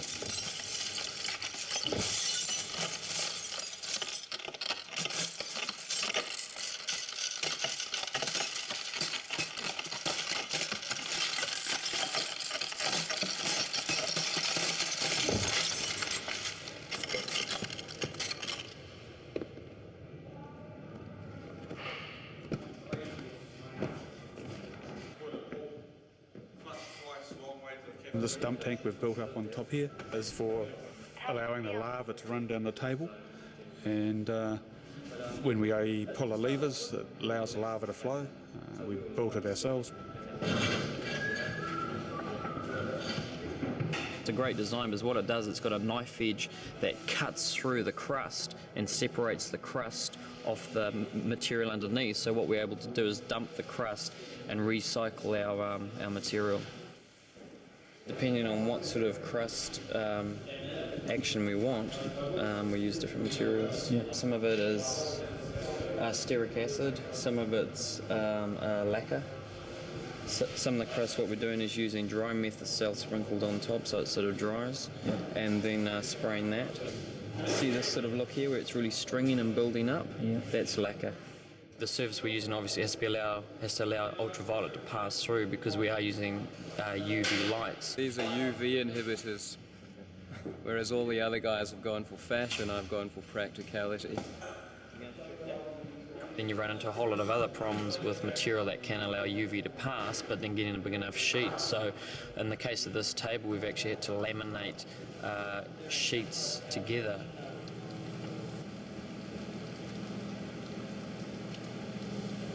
We've calculated there's about nearly 900 kilos, getting close to a ton of material on the table at any one time.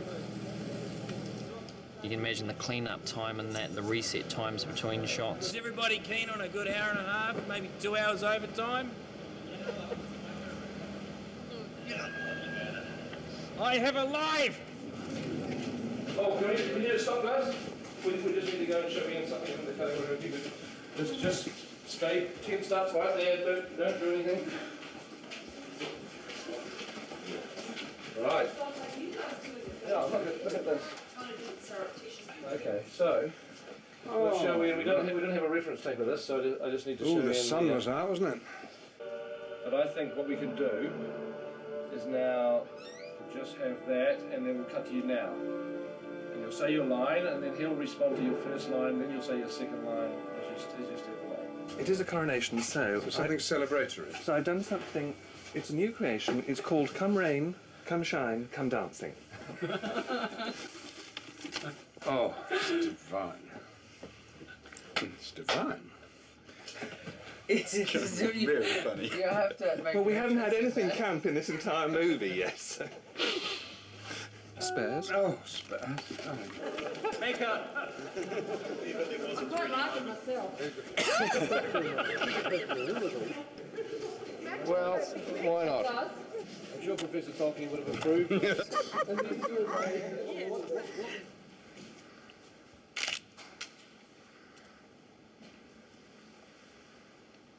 Now come the days of the Queen. May it be blessed.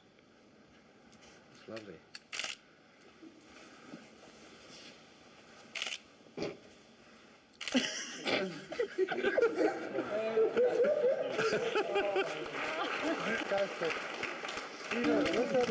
We've been scouring the landscape looking for something for the guy who's got everything, and we found this, which is a 4D camera. And Peter, if you would just like to step down here on the next step, I will take the first photograph. Please. Does it squirt water? No. Okay, you ready? Okay, and... Here we go.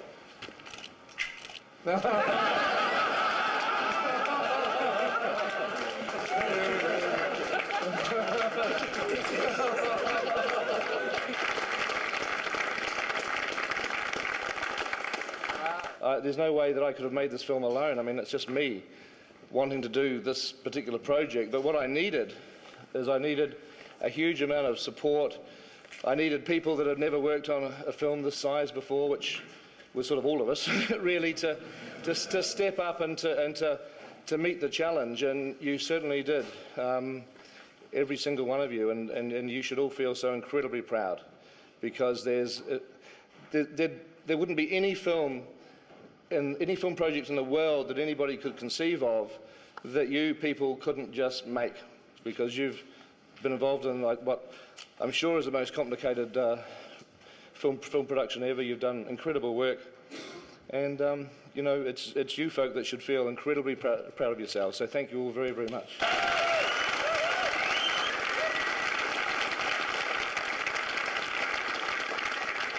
So If it's any consolation, this is the first time it snowed in Waiuru in April in 47 years. It's quite interesting, isn't it, the way that it's just drifting down like this. The good news is we're about to go out and finish the scene that we started to shoot in Tiana last year. So we're finally going to be able to get that scene finished. So it will not be wasted day. Thank you. Good. Follow me! Follow me!